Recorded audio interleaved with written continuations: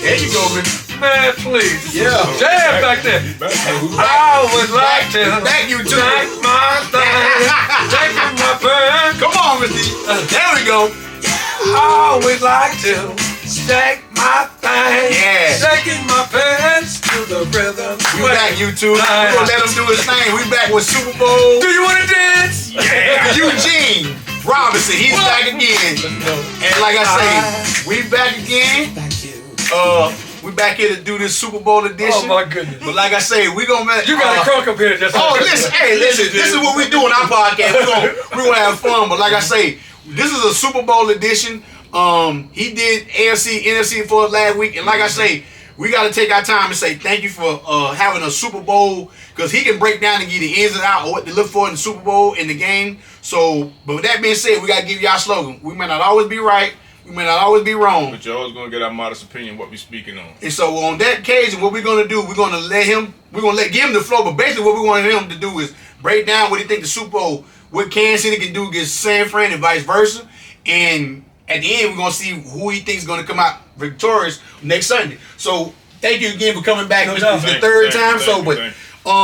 Let's go back a little bit, because everything you said about the Detroit game, everything you said about the Baltimore game came to fruition. You said you should not bet on Patrick Mahomes. I think the offense coordinator, for me personally, with the Baltimore game, to me, what'd he do? I think what he tried to do is sometimes get out of that. Don't sit and try to be a pocket passer. You haven't been a pocket passer all year long. You've been using your feet. Y'all the number one rushing team all year long. And was Kansas City struggling against the rush? And so my thing is, he had lanes to actually run. But he would sit there and he was waiting. To me, it's like Lamar was trying to say, this is my personal opinion. I want to show them I can pass. But my thing is, it's not the point. It's not the time to do that. Yeah. You are one step away from the Super Bowl. You're trying to win you get to the Super Bowl, he didn't use his feet at all. Yeah, just win. And my thing is, and I didn't understand. I had for the God's sake out of me, I didn't understand that.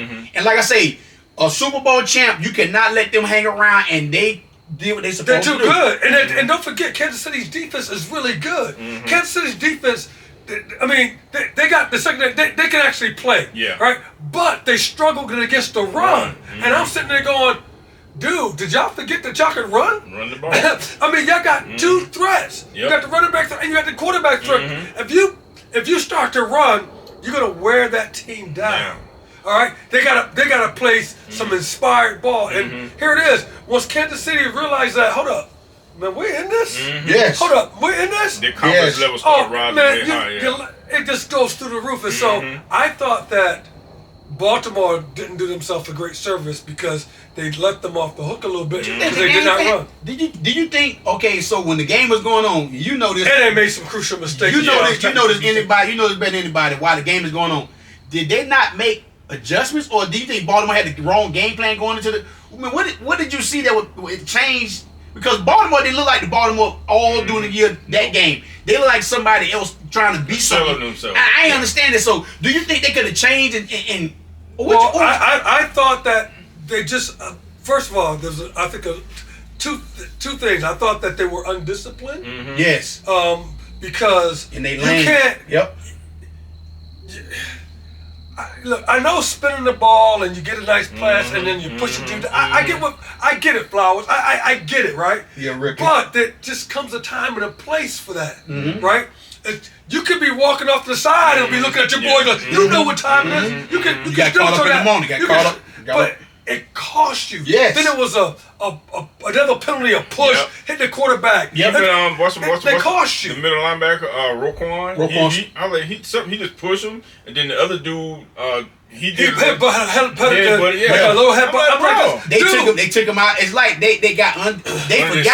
You gotta understand, you were the number one seed. They coming to your house, but you playing their game, and Travis Kelce then was playing mine. But I'm saying myself, and I would have doubled that cat. I would have doubled Kelce. I don't understand why. I would have doubled Kelce. I'm saying if somebody else is gonna beat me, I'm gonna make one of them receivers beat me. Rice gonna beat me. Somebody's gonna beat me. But I'm not gonna let Kelce. I think he had 11 targets. He got 11 passes. He's 10 for 10. Yeah. Or 10. Okay. Yeah, 11, 10. Kelce's just that good. So my point to you is that when you get at that point, everybody's good. You can't give somebody another chance, another set of downs. You're gonna give Patrick Mahomes another 3 downs? Really? do that? Now, I know that's not what you are saying, but that's what you're doing. You know, and then when you don't, when Flowers is trying to make up for that debacle, and he's trying to get the ball over, he could have, like, I don't really fault him for that. But me and my uncle had an argument over this. We were watching the game together. When we was at, what you do when you made that? You took what you supposed to do? Secure the ball, right? Secure the ball. So my uncle said this is my uncle. We argued up and down. He said when you're in the moment, you don't listen. Even if you're in the moment, you tuck the ball. You tuck the ball. You gotta tuck it. Because guess what? He gave me 2nd and 1 on the 1 yard line. But what he was trying to do, I thought, was trying to put the ball. He was trying to score. I get that. I understand. But you can't make those mistakes at that critical. You can't do it. Yeah, it's all you can say that, but like I said, and I know that was me and JJ had an argument about that, and I get it. We was arguing like this. I'm at his house. I'm like, listen, you tuck the ball.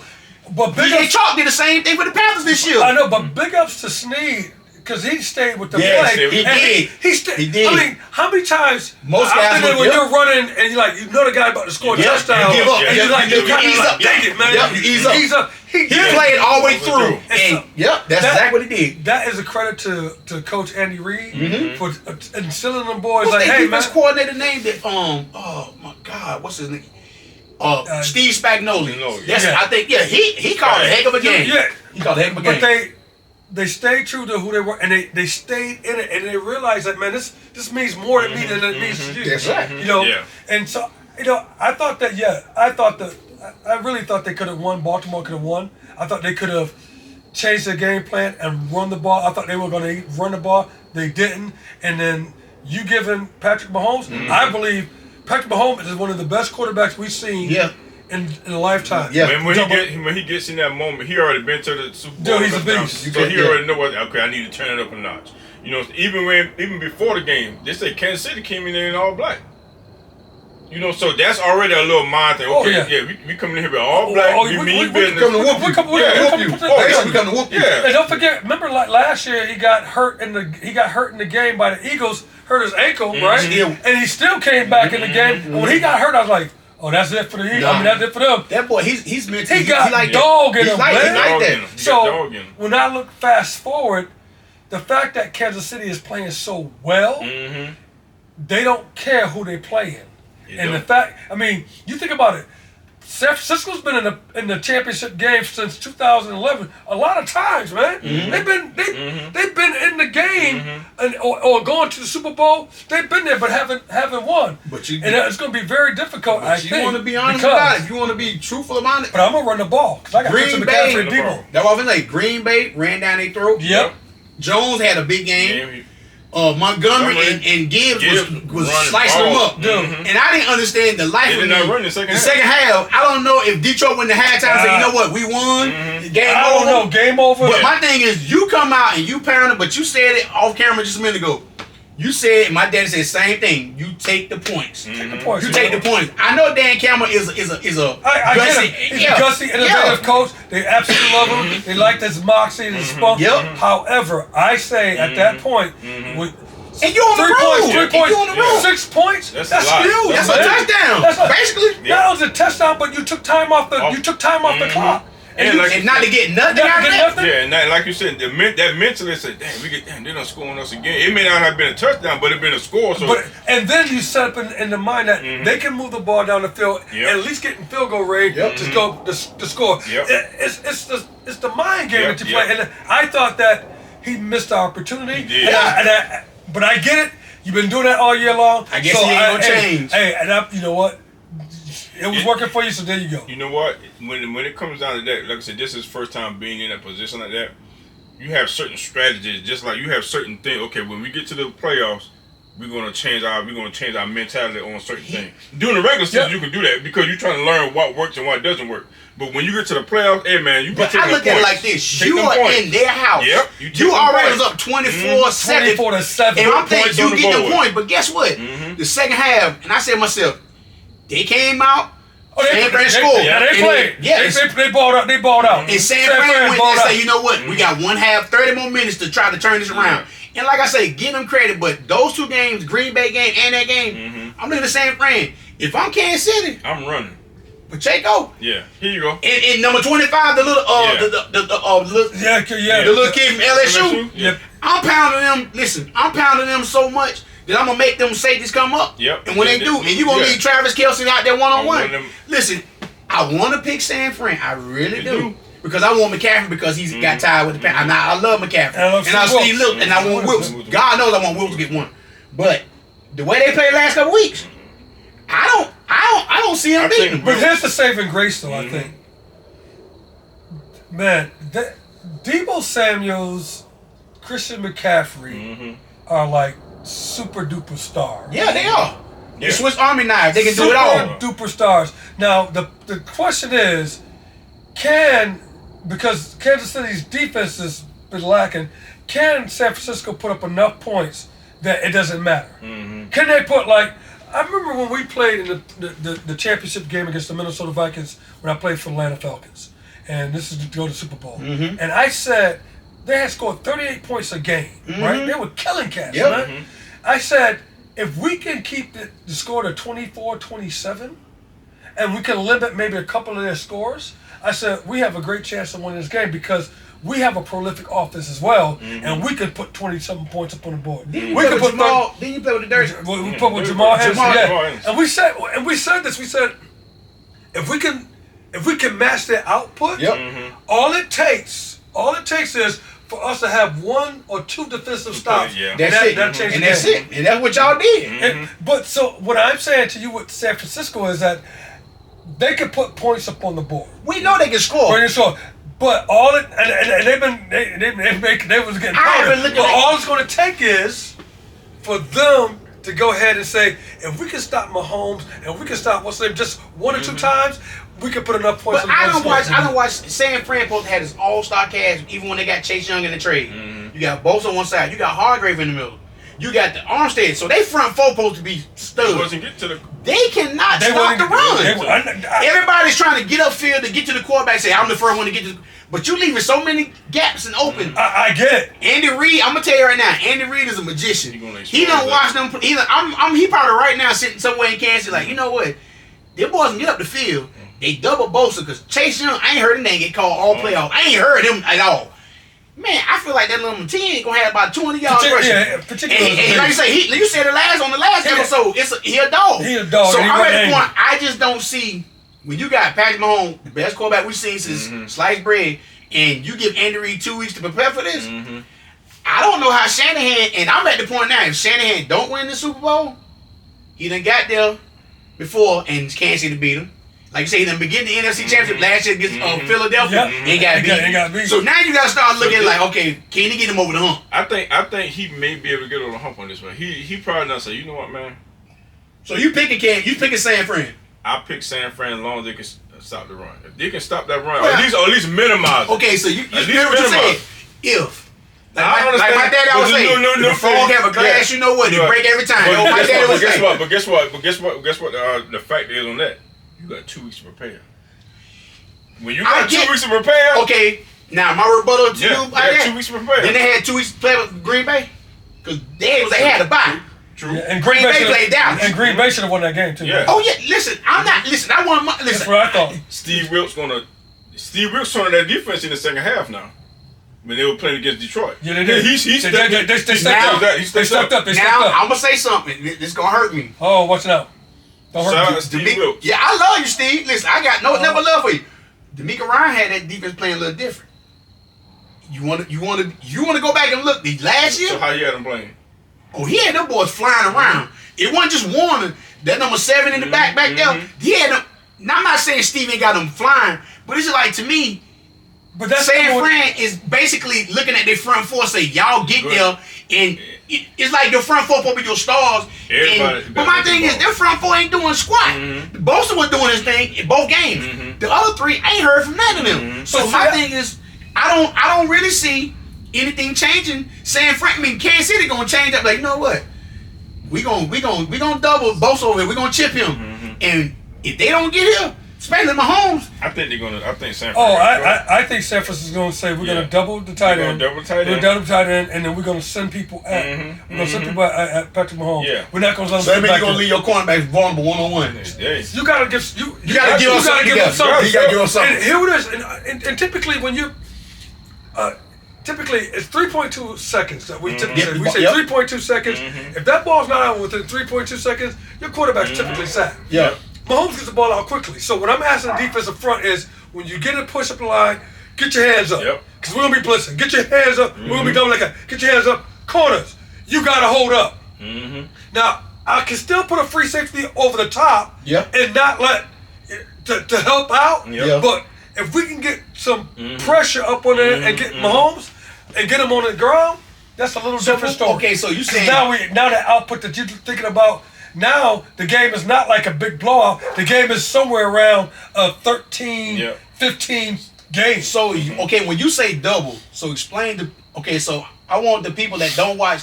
When you say double, will you use a linebacker? You will use a safety, or you gonna use a DB? How are you gonna check him? So if Kelsey is in the line of scrimmage where he's next to a tackle, I can put a linebacker on top of him, and I want the linebacker jamming him, hitting him hard. Once you jam him, boom, I got somebody else picking you up. So I want somebody to beat the heck out of you. But you say if he's on the line of scrimmage, so what if he's standing? No, but if he's staying out, if he's pushed out, blocked out, then I'm gonna go ahead and put either the linebacker or a nickel back on him and rotate the safety over the top. Or we may do stuff like this. You may play underneath, like we call it underneath coverage, play over the top. Or we said we can just double him, where you get in his face, have the dude motor out, and then one of the safeties are coming down. And typically what we do, we play this thing, if you get two receivers, right, and they're doing all this little crossing crap, we play this coverage called cover 11, which is it's man-to-man, but both safeties are up top. And what happens, one safety jumps down in the middle, and he takes the first person that crosses. Dude, you hit that dude right there. You take that first dude that crosses, you take him, and then the other corner who's with him pulls off looking for the other guy to come across. Quarterbacks don't see it, and they go, oh, he's going to be free. Boom, you got to get that free interception. Or when I'm dropping down, they don't see me, and I end up getting an interception because it looks like the corner's getting beat. So you can go play some mind games a little bit, and if Kelsey's in there, typically you don't do it with the tight end, I'm going to include him in that. I'm like, dude, he's that guy. Kelsey is just that guy. What I would do, like I said, Sbxxxi, what I would do, just like how you saying you doubling Kelsey, I would put hands on him as soon as the ball get hiked. So throw that timing That's off. what I don't. Okay, throw that timing off. You just thought what I was saying. Yeah, I'm putting hands on him. How many times have you seen Kelsey stand out there and he's free? Ain't nobody. 5 yards. You got 5 yards to keep your hands on. You got to disturb him off the line of scrimmage. You got to jam him, push him, do something. I'm doing something. He called line of scrimmage free, and a lot of times what you said. That's why I wanted you to clarify that. You don't really see him sometimes line up beside the tackle. He's not down a lot of times. They stand him up as a receiver. And sometimes, majority of the time, he's in the slot. He's in the slot, or they'll move him around. But 90% of the time, when I see him, he's always free. I'm like, how you let the best receiver on their team just run free? You have to treat him just like you treat a number one receiver. You have to say, I'm gonna take him out. Everybody else gonna beat me. Anybody else beat me, they beat me. What's the linebacker for Warner? Just Warner. But see, Warner, that's the one with the arm. That's Warner. He's their best guy. He's the best. But the thing is, 57. Last week he hurt his shoulder. That's I forgot his name. It was a stinger. He had a stinger. So he played. But my thing is, but this is my point. The only one, it's only really a couple linebackers I know in my head right now. I can put on him 1-on-1 and I'd be fine with it. And one of them played here. And Thomas Davis. Luke Kuechly. And Thomas Davis. Those two guys I can put him on. Because my thing is, Tommy was a safety before he went to linebacker. Luke Kuechly, like he said on the last episode, he studied. Luke Kuechly can drop back with the best of them and beat, right? I done seen so many times when even with other teams, not even the Panthers, I've seen linebackers drop, and I'm saying to myself, I'm thinking about Luke, and I'm like, why they ain't drop back far enough? Or you get the ball, you're supposed to drop back far enough into that lane so when that quarterback throw it, you're right there. It goes over their head. And I'm saying to myself, this is where you say study coming in. So my thing is, but I don't know if Warner, he's a good linebacker. Don't get me wrong. Is he a great cover? I don't know.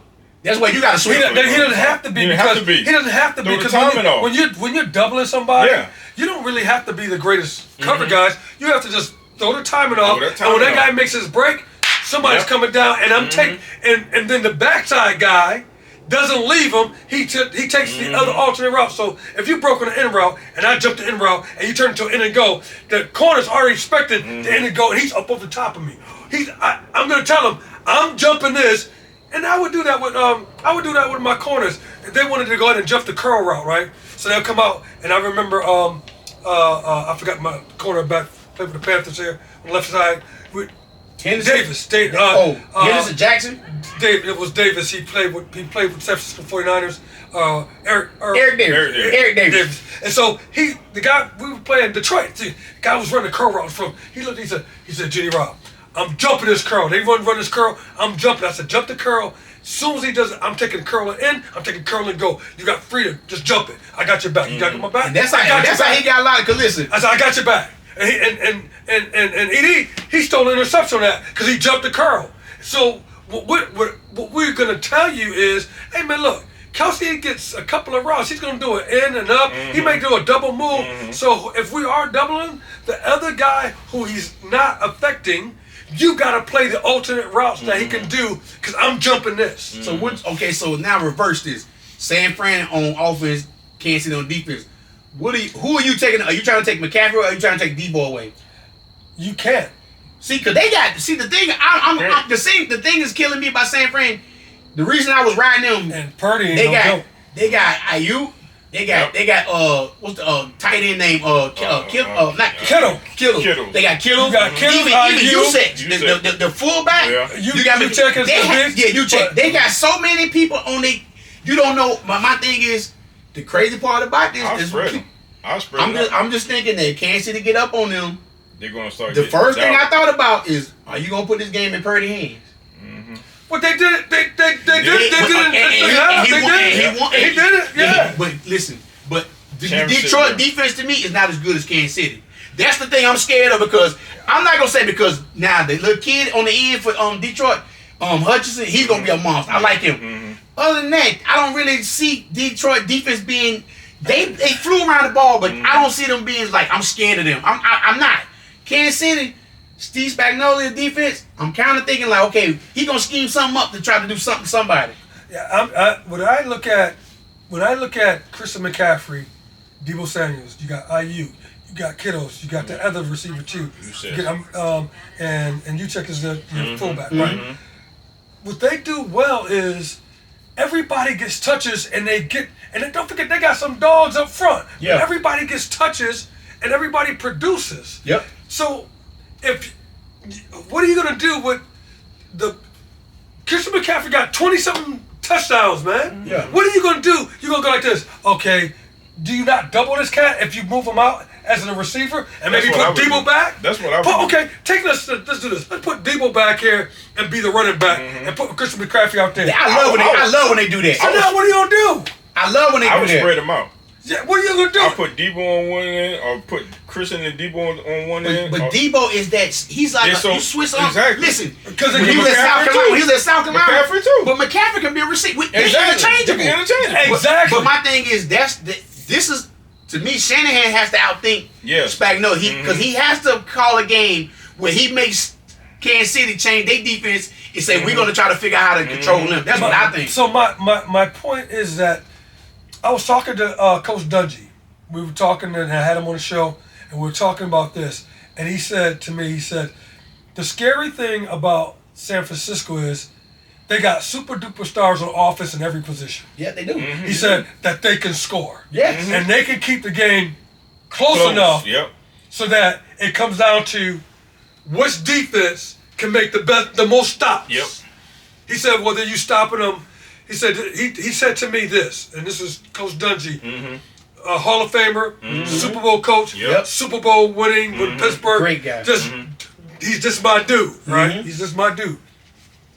He said that it's going to come down to what team can run the ball. Who runs the ball effectively because they're going to be able to control the clock and they'll be able to keep the other offense off the field. He said, who controls that ball? He said, it's going to be the key. And then who comes up with the most defensive stops? So now when I'm thinking about that, I'm like, dude, what I do know about San Francisco is they can run, dude. Keep on the field. McCaffrey, Debo, all dogs, man. It's not like you go. It's a drop off. No, it's not. It's not. So here it is. Everybody's talking about Purdy.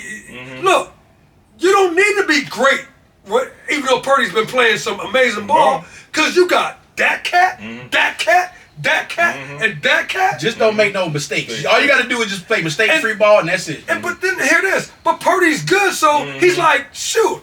He was making plays with his feet like shit. I didn't notice that. I was like, yo, I didn't know you were going to do that. Purdy was saying, look, I don't care what y'all got going on. I got to try to get to the Super Bowl. We about to get to the Super Bowl, and I'm about to take these boys. And so I thought Coach put it in his hands because the other team said, make them beat us. Guess what? With that, like I said, when you got them spread out like that, Spagnuolo probably definitely going to be trying to get up the field. Whoever runs. Yeah. I'm with Coach Dungy on this one. Whoever runs the ball effectively, I think is going to win this game. I think it's going to be a close game. Whoever runs it effectively, and then who can come up with those defensive stops. So you got to have a stop, man. With that being said, who you picking Sunday? So this is what everybody want to know. So I'm going to go with this, and I'm only going with this because I'm partial. I love Christian McCaffrey. I love him too. I love him too. I love him. And Steve Wilkes is my dude. I love you. I love Steve Wilkes is my dude. You done talked about that. We done talked about Steve Wilkes. Steve Wilkes is my dude. What's y'all? Steve Wilkes is my guy. And so I'm sitting there going like this. My wife asked me the same question. I said, look, she knows I'm a big Patrick Mahomes fan. I said, but I can't vote against Christian McCaffrey. And that's the way I feel. Wilkes. I gotta go. I gotta go with it. And I think that the formula is going to be that San Fran is going to run the ball and not do what Baltimore did, which is stop running the ball. Stop running the ball. So you're going to run to set up the pass to try to get. So I think they're going to run the ball, and when you can run, you can do anything. You can pass. Yes. I hate a good running team. They keep your team. My big guys. When we played the Denver Broncos, when I was playing for Green Bay in the Super Bowl, and it's the second Super Bowl that we had faced when I was at Green Bay. Dude, Terrell Davis was running that stretch play so dang much. I was trying to figure out, listen. Oh my goodness. When y'all got down to California. I know what a stretch play is. Listen, when I was in California, I was saying to myself, how many times he going to go in and score and ain't nobody touching him? He's doing the salute. I'm like him and Griffin because they had Howard Griffin as the fullback. And I'm saying to myself, you had McCaffrey on one side, you had Rod Smith on the other side. I might have hit him about 12 times. I might have tackled that dude about 12 times. Rod Smith? No, Terrell Davis. Yeah, because he was always back there. I know. I kept looking at, what was your big dude, Gilbert? Gravedigger, yeah. I was saying to myself, like, yo, where they at? Okay, now I know we had a couple of defensive linemen that were out that we needed. True. But what I mean is when somebody's running the ball on a stretch play so effectively, it wears down your top guys, man. Guys were tired. And my thing is, when you just said it, you don't probably making them kind of tackles on the running back. I know. It was me and Leroy. It was a track. When I said that was a me and Leroy. That game was so much. It was back and forth. It was almost like NBA basketball. Whoever got the ball last is going to win this game. Because I'm like, y'all were scoring because y'all were going down and scoring. I like, man, look. Do you remember when Terrell Davis got the migraines? Yeah. He got the migraines. He went out of the game, and then we started to win because he wasn't in the game. He comes back after halftime. Back in that third quarter. Went back. I remember that. I'm like, oh my goodness, this dude. And I'm telling you this. And Tini, no, this guy's a beast, man. Oh, he was toting that ball. He was toting that rock. Yes. And it was like, and when they was running the stretch play, you have a running back who knows to push the hole, press the hole, to go out, and he's making guys miss. Yes. And then I'm going, oh man. See, I got a question for you, because Reggie White retired the year before that after y'all won the Super Bowl against. And then he came down here to Carolina. So let me ask you. That's right, he did. I thought he retired. No. So let me. He retired, but he came back. But my question was, if he would have stayed on that team. No, he was on that team. The problem was he was on the team when y'all played. Yeah, we had missed a guy that not too many people know about, Sean Jones. Yeah, number 96. Sean Jones was our defense, and we ended up not re-signing him, and we should have. And we signed another guy named Gabe Wilkins, who had a phenomenal season that first year, the first Super Bowl. He had a great season, and so they were like, "Oh, he's the heir apparent."